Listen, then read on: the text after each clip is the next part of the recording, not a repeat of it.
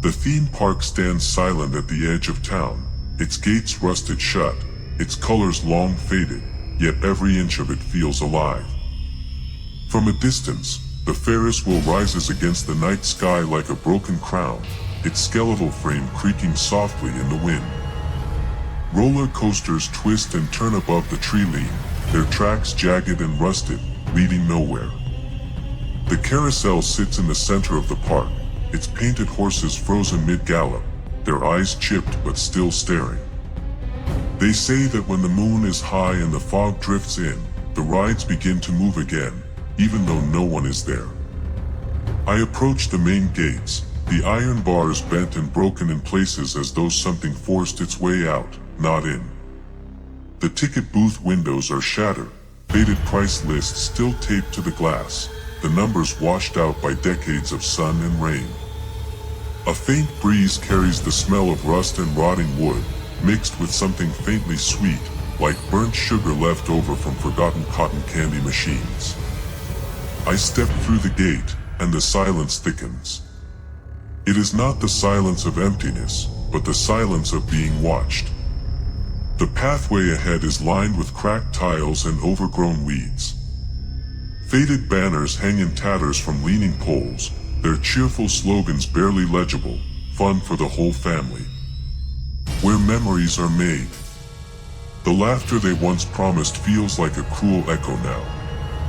The air is heavy with the weight of nostalgia, but also dread. Every step feels like walking deeper into a memory that refuses to die. The Ferris wheel towers over me, unmoving at first, its gondolas swaying slightly in the breeze. Rust streaks run down its frame like veins, and the once bright paint has dulled to lifeless gray. As I circle closer, a faint creak echoes through the night. One gondola shifts, then another, as though unseen passengers are boarding. I freeze, breath caught in my throat, as the massive wheel shudders. Slowly, impossibly, it begins to turn. The sound is deafening, metal grinding against metal, gears screeching, chains rattling. Yet there is no power, no operator, no reason for it to move. Still, it rotates, steadily, confidently, as though it remembers the thousands of riders it once carried. I back away, my flashlight beam trembling across the cracked pavement. The midway stretches ahead, lined with carnival games long abandoned. The ring-toss booths still hold brittle glass bottles, their colors faded. A stuffed bear hangs from one hook, its fur moth-eaten, its face missing an eye. The smell of old wood and mildew clings to the air. I hear it then, a faint sound, distant yet unmistakable. Laughter. Not joyous laughter, but thin, warped, echoing laughter, carried on the wind. It drifts across the midway, wrapping around me, coming from everywhere and nowhere at once. I follow the sound, stepping cautiously past toppled benches and rusted food carts. A cotton candy machine sits overturned, its glass cracked, strands of old sugar crystallized inside like spider webs. A popcorn cart leans against a pole, kernels still scattered across the ground as though spilled yesterday. The faint laughter grows louder, joined now by the faint creak of wood. I glance ahead and see the carousel. The carousel horses are frozen in a circle, paint chipped, metal poles rusted. Their mouths gape open, teeth bared in painted grins that feel grotesque in the moonlight. For a moment, it is silent. Then, slowly, the platform shudders. The horses lurch forward. The carousel begins to spin. The music follows, warped, broken, yet unmistakable. The faint, haunting notes of the calliope grind through the night, off-key, distorted, but still carrying the tune that once drew children to its circle. My skin crawls as I watch the empty ride turn, the horses bobbing up and down as though carrying invisible riders. Shadows flicker in the corners of my vision, darting between the poles, gone when I look directly. I back away again, heart pounding, but curiosity drags me deeper. Beyond the carousel stands the roller coaster, its tracks towering above me, curving into impossible drops and sharp turns. The wooden supports creak in the wind, threatening collapse with every groan. The carts sit frozen at the base, rusted wheels locked in place. Then, without warning, a metallic screech pierces the silence. The chain lift jerks to life, dragging the front cart upward, the sound echoing through the empty park. The ride climbs higher and higher, until the first drop disappears into the fog. For a moment, it pauses at the peak. Then the carts plunge down the track, rattling, clattering, moving faster than they should. But the seats are empty. The sound of the ride fills the night, rushing wind and grinding wheels, though no one sits within. The carts twist and turn through the course, moving with impossible momentum, until finally they slam to a stop at the base. Silence falls again, but the air is heavier now, charged with unseen presence. I can feel eyes on me, countless eyes, watching from the shadows of the park. I turn down another path, past the bumper car pavilion. The roof sags, the walls leaning, yet the floor remains intact. The cars sit in place, paint peeling, rubber bumpers split. For a moment, they are still. Then, with a jolt, one shifts. Another follows. The screech of rubber on tile echoes through the pavilion as the cars begin to move. Slowly at first, then faster, colliding, spinning, chasing each other in perfect chaos. Sparks flash along the rusted ceiling grid, though no electricity hums through the wires. The sound of collisions fills the air, louder and louder, until I step back, nearly stumbling over the threshold. My flashlight beam cuts across the floor, and for a split second, I see shadows seated in the cars, figures too blurred to recognize, but undeniably there. The laughter returns, louder this time, overlapping voices rising above the ride's impossible movement. The air vibrates with it, filled with sound and motion, though no living soul is here. My breath grows shallow, each inhale tight with the weight of unseen eyes, unseen presences. Every ride moves as though alive, as though the park itself refuses to die. I wander past the funhouse, its mirrors shattered, jagged edges catching the moonlight. The clown painted above the doorway is cracked and peeling, yet its grin remains intact, wide and menacing. A faint glow flickers within the entrance, beckoning me inside. For a moment, I hesitate at the threshold. The laughter has faded now, replaced by whispers, low, distorted, threading through the walls of the park. I step closer, the weight of the forgotten world pressing down on me. The rides behind me creak and groan, still alive with impossible energy. The Ferris wheel turns, the carousel spins, the roller coaster rattles, the bumper cars collide. All of them move without riders, without power, without reason. And as I stand before the funhouse entrance, shadows stretch long across the cracked pavement, reaching toward me, as though inviting me to step inside. The funhouse doors creak as I push them open, the wood swollen with rot, the hinges screaming like something alive. Inside, the air is thicker, colder, as though stepping across the threshold dragged me into another world entirely. The scent of mildew clings to every corner, mixed with the faintest trace of burnt bulbs and rusting metal. My flashlight flickers, the beam struggling against the shadows that seem to bend and twist unnaturally. Shards of mirrors line the walls, their fractured pieces reflecting distorted versions of me at every angle. My own face looks stretched, warped, twisted into something unrecognizable. Some reflections are taller, others smaller, but one catches my breath. It doesn't move when I do. I freeze, staring into the glass. My flashlight trembles in my hand as the figure within the shard tilts its head slowly to one side, even though I am standing still. My chest tightens, sweat running down my spine. Then, in the blink of an eye, the glass shatters on its own, spilling fragments across the floor. Whispers rise immediately, curling around the hallways, slipping into my ears like smoke. They are faint at first, just one or two, then dozens, then hundreds. Voices layered on top of each other, speaking words I can't fully understand. Some sound pleading, some angry, some mournful. I step carefully, each movement crunching glass underfoot, the sound swallowed by the whispers that grow louder the deeper I go.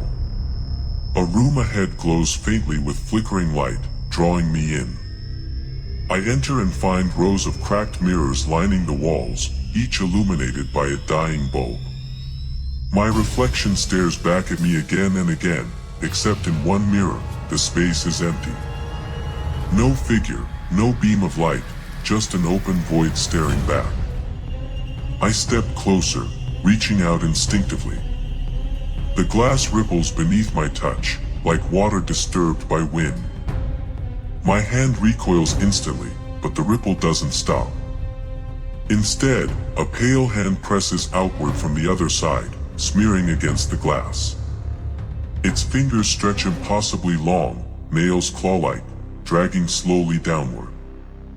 I stumble back, but before the hand can break through, the bulb above it shatters and the mirror goes black. I run deeper into the funhouse, the corridors twisting, narrowing, disorienting. At times, it feels like the walls breathe, pulsing inward and outward, trapping me in a living maze. I turn corner after corner, until I reach a room with a painted clown face on the wall, its mouth serving as the only exit. Its teeth are jagged, chipped with painted white, forming an arch that feels more like a predator's grin than an entrance. With no other way forward, I step through. The corridor beyond is lined with faded murals of children smiling, holding balloons, riding the very rides I saw outside. Their faces are cheerful, but their eyes are empty, black voids staring straight at me. The paint has begun to peel, and beneath the cheerful colors are darker streaks, like something hidden underneath struggling to emerge. My flashlight beam catches faint red smears along the walls, not paint, but something older, deeper. The whispers intensify, some sounding closer, some impossibly far away. I hear my own name whispered once, so clearly, so distinctly, that I freeze mid-step. The air is ice against my skin now, every breath sharp and painful.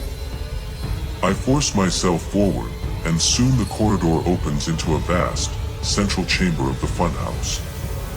At the center stands a spinning platform, the kind once used to disorient visitors, its surface tilted at odd angles. The machinery groans and screeches as it begins to turn on its own, though the controls are broken and wires hang loose nearby. Figures flicker at the edges of my vision again, shadows darting across the platform, circling it like predators. I steady myself against the wall, heart hammering, but something catches my eye above. The ceiling is covered in faded posters, glued to the wood, their corners curled with age. They show the park as it once was, bright, alive, filled with smiling families. But someone, at some point, has drawn over the posters in thick black strokes. Faces have been scribbled out, eyes crossed with jagged lines. And in place of the smiles, crude drawings of screaming mouths cover the children's faces. My stomach twists. Suddenly, the platform screeches to a halt. Silence drops like a stone, broken only by a single creak above me. I look up and see a figure hanging from the rafters. A man, or the ghost of one, his face pale, eyes hollow, his body swaying slightly in the stale air. His clothes are tattered, but I recognize the faded uniform of a theme park worker. His mouth opens slowly, and though no sound comes, the whispers around me grow deafening.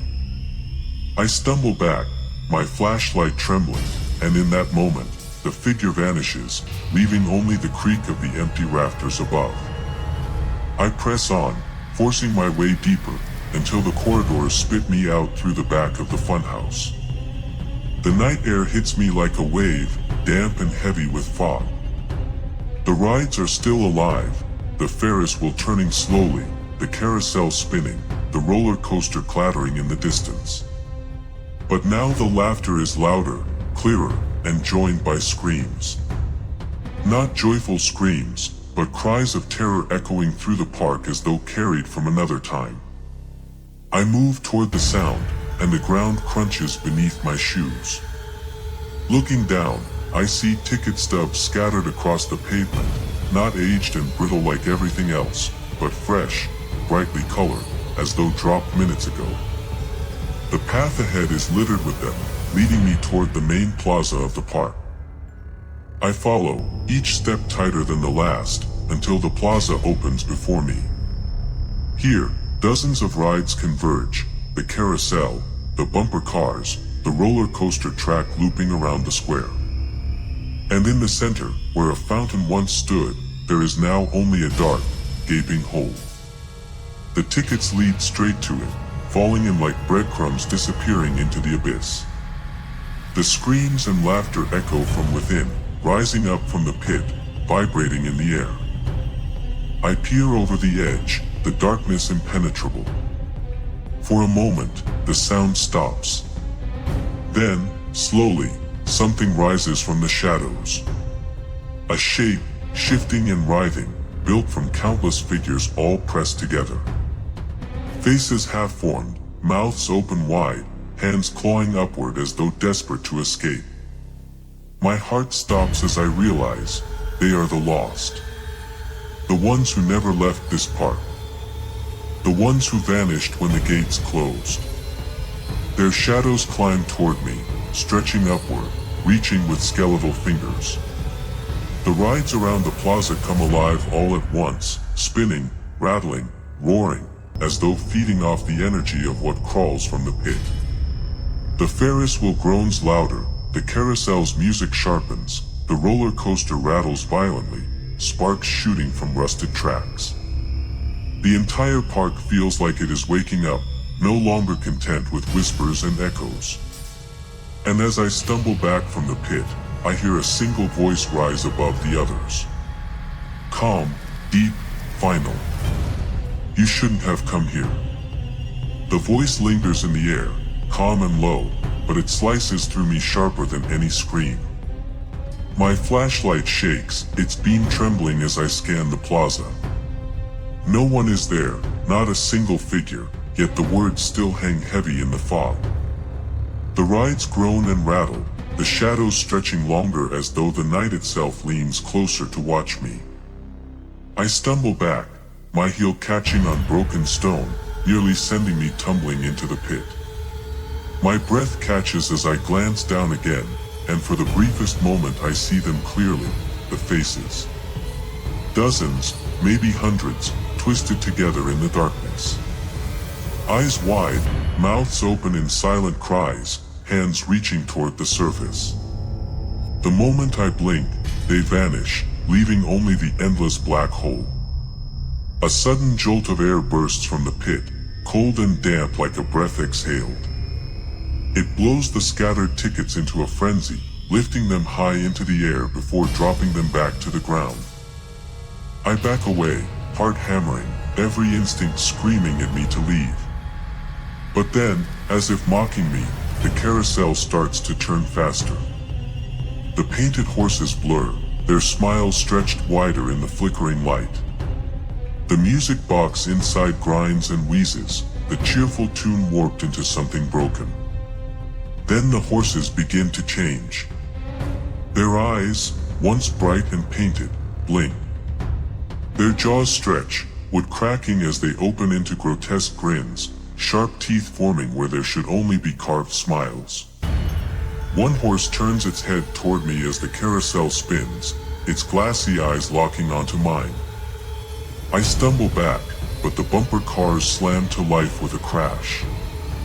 Their lights flicker, their engines roaring though no one drives them. They dart across the cracked pavement, smashing into each other with violent force. Sparks fly, the smell of burning rubber filling the air. One breaks away, lurching toward me like a predator. I sprint aside just as it crashes into the stone wall, the impact echoing through the park. The roller coaster rattles overhead, the clattering so loud it drowns out my own heartbeat. I glance up and see a train of cars racing along the rusted track. But no riders sit inside. The seats are empty, yet screams ride the wind, dozens of them, layered and desperate. The train whips past, the sound shaking the ground beneath me, and vanishes into the fog. The voice returns, closer now, though still unseen. You should not have woken us. My skin prickles as I turn toward the sound. A figure stands across the plaza, half lost in shadow. It looks human, tall and thin, but its proportions are wrong. The arms hang slightly too long, the neck too stiff, the face hidden beneath shadow. Slowly, it raises one hand and points directly at me. The rides around us roar louder, the laughter and screams blending into a storm of sound. I bolt, my instincts driving me toward the only path I can see, the Ferris wheel. Its cabins creak as they spin slowly, each swinging gently in the fog. The ground beneath the wheel is littered with popcorn bags, melted cotton candy, and broken toys, as though the visitors left in a rush and never returned. I race past the wheel's shadow, but one cabin halts abruptly as it reaches the top. The wheel groans, metal twisting, and a shape leans out of the cabin. A child's face. Pale, eyes hollow, lips moving silently. Then dozens more appear, one in each cabin, every car filled with silent, staring children. Their mouths open in unison, and though no sound comes from their lips, the air fills with laughter, high, shrill, endless. My breath tears at my throat as I sprint across the plaza. The fog thickens, curling around my legs, pulling at me as though it wants to drag me down. I can hear the footsteps now, following, many of them, though I see nothing behind me. I push forward until I find myself at the gates. The rusted bars loom ahead, bent and broken, my only escape. I grip the bars and pull, scraping rust into my palms, forcing myself through the narrow gap. As I stumble outside, the sound stopped. Instantly. No laughter, no screams, no rattling rides. The silence is absolute. I collapse onto the cracked pavement beyond the gates, gasping for air, my chest heaving. For a moment, it feels like I've escaped. The night is still, the fog thinner, the world ordinary once again. But then, I hear it. One sound. One final sound. Behind me, deep in the park, the carousel begins to play. The music drifts out through the gates, faint but clear. The horses turn, their hooves clattering, their grins wide in the darkness. And mixed in with the broken tune, I hear a whisper. Just one word. Stay. I don't look back. I run. I run until the park is far behind me, until the whispers fade and the night returns to normal. But even now, long after I've left, I still hear the carousel in my dreams. I still see the hollow eyes of the children, the hand reaching from the mirror, the pit filled with shadows. The park does not let go.